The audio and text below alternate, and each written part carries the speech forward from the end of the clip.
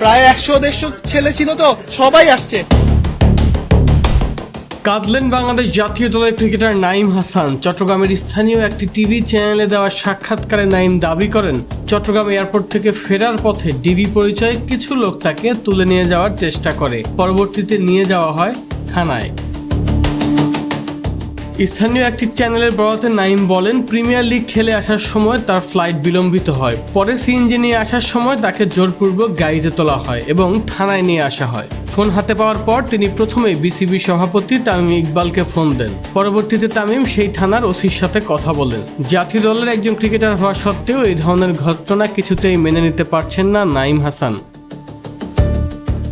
কদিন আগেই জিম্বাবুয়ের বিপক্ষে টেস্ট দলে সুযোগ পেয়েছিলেন নাঈম। এখন পর্যন্ত 14 ম্যাচে নিয়েছেন 48 উইকেট। এই ঘটনা শেষমেশ কতদূর যায় সেটাই এখন দেখার বিষয়।